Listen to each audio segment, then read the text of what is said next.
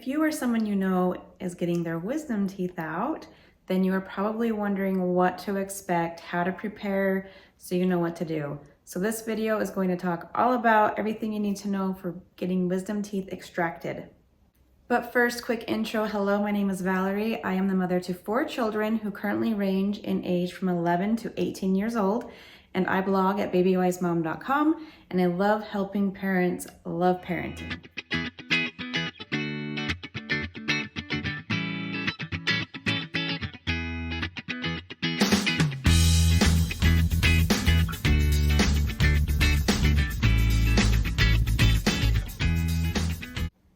So first, let's talk about why you might want to get your wisdom teeth removed. The first common reason is tooth crowding. This could especially happen if you have had braces, because you spend a lot of money and time to get those teeth straight, and then when wisdom teeth come in, they often grow in at an angle and push those other molars, and then it starts to move your other teeth. You can want to remove them for tooth crowding even if you haven't had braces, if you don't want your teeth being crowded and moved. Sometimes you get wisdom teeth extracted because they have cavities in them, or you just want to prevent having bad cavities in those teeth. And other common causes or reasons is infection and disease. Something people often wonder about is, what is the best age to get those wisdom teeth removed? The most common age range is between age 18 and 20 years old, but that can definitely vary. Most wisdom teeth grow in between ages 17 and 25. At my house, my oldest son got his wisdom teeth removed when he was only 16 years old. They were already growing in and starting to crowd his teeth. I personally had my wisdom tooth, I only had one, removed when I was 22 years old. So there can be a lot of variation, but the most common range is 18 to 20, but you definitely can have some wide range outside of that.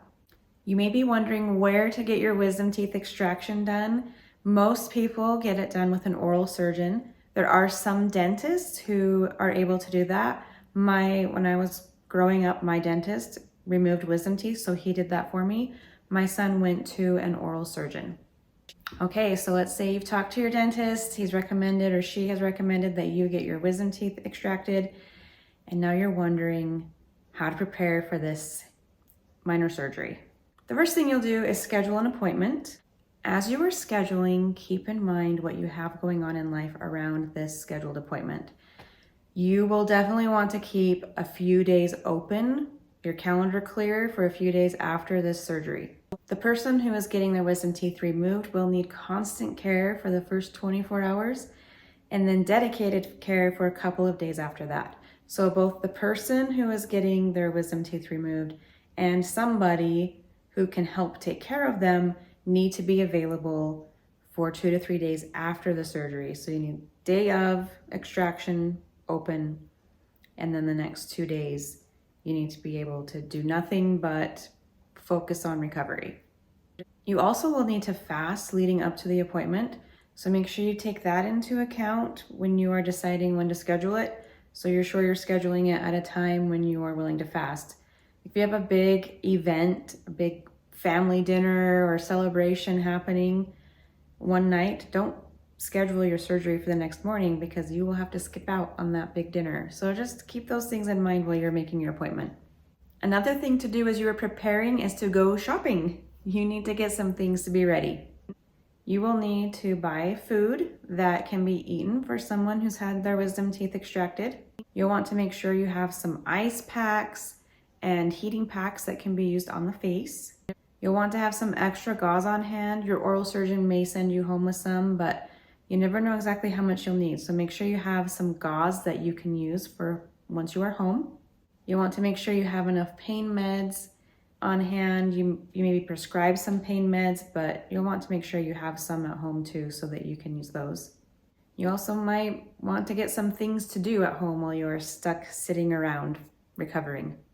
You want to make sure that you get that ahead of time, so you're not having to stop and buy it while the patient is in the car. They're not really in a great state for walking, so they'd have to stay in the car while someone went in and bought it. So it's best to have it at home ahead of time, so you can just go straight home from the surgery. And the last thing to do to prepare is to think about your final meal before the surgery. You'll have a couple of days of eating soft foods only. And so it can be fun just to have some foods right before that you can enjoy for the last time for a few days. Okay, next let's talk about what to expect the day of this surgery. Now, procedures definitely can vary from office to office, so make sure you talk to wherever you are getting your wisdom teeth removed from to find out what they are going to do so you are prepared. But here's just a general basic, this is probably what's going to happen overview. So once you arrive, you might have some paperwork to fill out. It's becoming more and more common these days to have your paperwork filled out online before you even get there. But so you'll probably still have to do some signatures. You'll at least have a little bit, but maybe a lot more paperwork to do once you get there. With that said, make sure you know how early you need to arrive to be able to get that done before you go in for your procedure. You'll probably have an x-ray that morning. Now, some surgeons may have you come in before the day of the procedure to get x-rays done and to talk to you about it. So you may have done this ahead of time. It's still part of the process. But for us, it was day of, so the x-ray happened. And then you'll talk to the surgeon, and the surgeon will explain what's going to happen, what to expect, how long it probably will take, and that will vary based on the state of the wisdom teeth. If you are ready to get your wisdom teeth removed, the procedure should not take more than 1 hour. For Braden, it was only 20 minutes. Once the procedure is done, the patient will be taken to a recovery room to recover, and then they'll be watched until the staff decides that it's okay for them to leave. They need to be able to somehow, to some level, be able to move on their own a little bit to get into the car, and so that they're confident that once you get home, you can get them out of the car and safely back into the house. You will need to stop on your way home at a pharmacy to pick up the medication. Think about picking a pharmacy that has a drive-through. Most do, but I would recommend you make sure whatever pharmacy you're picking this up from, there's a drive-through so you can just drive up and pick it up and don't have to try to either haul the patient inside with you or leave them in the car unattended while they're heavily medicated. Once you get home, your day will largely consist of changing out gauze and ice, and that happens throughout the day for quite a while. There will be a fair amount of bleeding, and that's why you're changing out the gauze, because it gets soaked with blood, and so you're changing that out and putting fresh gauze in to soak up the new blood. The amount of time can vary. Braden bled for 10 hours, which is on the longer end of the typical schedule. But that's a long time to be changing out gauze consistently. It's also quite possible and likely that you'll have some nausea after the procedure. The best way to help this is to eat small amounts at a time and to drink sips slowly. Now let's discuss some healing tips so that you can heal as quickly as possible and get back to normal life. The first is to plan to do nothing for a few days. A lot of people will feel pretty good on that second day and decide they're going to get up and go about their business, and then it kind of sets them back and they regret it. As you are recovering, take that 3 days to really just sit, relax, fully recover before you get up and get going. Rest day 2, even if you feel awesome. Hold on to that advice, follow it, and you'll be in good shape. Make sure during your recovery you do not use a straw. It can be really tempting because you'll be numb for a while, you'll get home, and when you try to drink, there's gonna be dribbling, and it seems like a straw would help this out. Like I'd be able just to suck it up and I won't dribble everywhere, but that really inhibits healing and can cause dry sockets. So make sure you do not use a straw. You also don't want to do a spitting motion. You'll probably have a lot of drool as you're having that gauze in your mouth and changing that out. It's best just to let that dribble out of your mouth and have something there to wipe up the dribble off your chin. But if you try to spit, it causes issues, just like drinking from a straw can cause issues. Also, no smoking or drinking during recovery, and make sure you are changing your gauze the first day every 30 to 45 minutes or sooner if needed. But don't go longer than 30 to 45 minutes so you're keeping fresh gauze in there. For the first 24 hours, as best you can, you want to ice. You want 20 minutes of ice on the face, and then 20 minutes off, and then 20 minutes on, and 20 minutes off. Obviously, when it becomes nighttime and you're going to bed, you probably don't want to be changing ice that frequently. So 24 hours is the recommendation, but you probably won't be solid. You'll probably take a break during your sleeping time unless you're in too much pain or swelling to where you're willing to disrupt your sleep like that. Sleep is also incredibly vital for recovery from any kind of injury. So it's better to get that solid sleep than be icing during that time. But once you get up in the morning until you've hit that 24-hour mark, keep the ice going.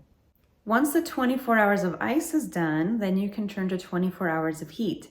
This isn't necessarily necessary, but it can be a good idea for helping healing and good if you're still feeling tender and sore. So same thing with heat, 20 minutes on, 20 minutes off, 20 minutes on, 20 minutes off. This was our favorite ice pack to use during healing. This is great because you can use it for cold and heat. So it can be frozen and it can be warmed up. I will include a link to it so you can get it. We just got it from Amazon. And a great thing is it's actually intended for your feet. And so you can use it on our knees, on our back, on our feet. So it's multi-use. So you're not just buying it for this one event and then wasting your money. You can use it a lot. There's a good chance the oral surgeon will prescribe a mouthwash. This will help to clean the mouth of any bacteria, keep it clean. So that's a really good thing to use. Just make sure, remember, don't spit it out. So when you use that mouthwash, that mouth rinse, you use it and then you just let it dribble out. So stick to that.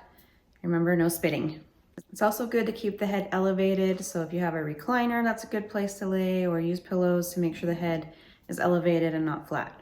As you're recovering, you can also slowly open and close your mouth to just help prevent it from getting too stiff. People can understandably be concerned about pain after a procedure like this. The best ways to avoid pain are to follow all of the healing tips really closely. Take that painkiller for the first 24 to 48 hours to help reduce swelling.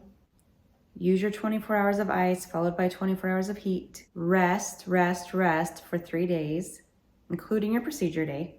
Limit your talking so you're not using your mouth too much, and eat soft foods. We'll talk about foods next. Food isn't just good psychologically or emotionally, it's important for the body to heal. You really need those good nutrients while you're healing.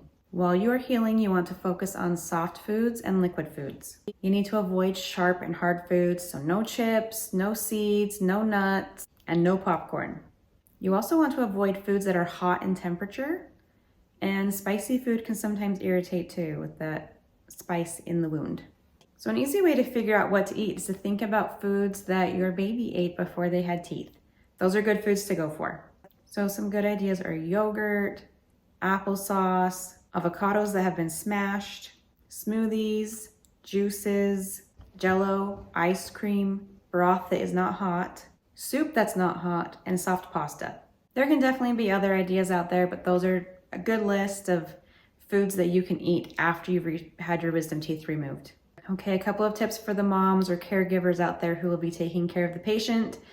One, again, make sure you clear your calendar. Not only does the patient need to be available with nothing to do other than just lay around for a couple of days, you really need to have nothing else on your agenda. I was surprised by how much of my time was taken with that ice, 20 minutes on, 20 minutes off, gauze changing, food, snacks, all of that, pain meds, just takes a lot of your time, and it all adds up. And because of those 20-minute chunks, and then sometimes you're disrupted in the middle of that too, it really disrupts a flow of anything you can possibly accomplish. So don't have anything on your to-do list other than take care of the person. And you can have other things in mind that you could do if you have time. But if you're like me, having a to-do list puts some stress on you, just make sure your only to-do list item is to take care of the patient. And everything else is just bonus if you are able to do anything else. But it's good just to plan on accomplishing nothing. Maybe have a book you'd like to read. Maybe you and the patient can binge some great series or movie series and just make it a fun, relaxing time. With that said, it's good to get other people in the family on board for helping out and picking up the slack. Anything that you do to accomplish the day-to-day, point out maybe dinner will be hard for you to do, at least especially that first day. dishes, picking up, running kids places. Just make sure beforehand, we've all talked about it and we're like, yeah, I'm not going to really be available for much. So everyone else, let's help out a little bit more to make sure everything's covered. That's the great part of being part of a family.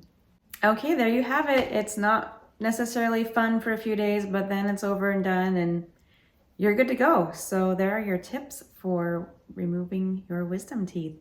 If you have tips that you would add in, please feel free to drop those in the comments. And if you have questions, drop those in the comments also and I will answer. Thanks for watching and have a great day.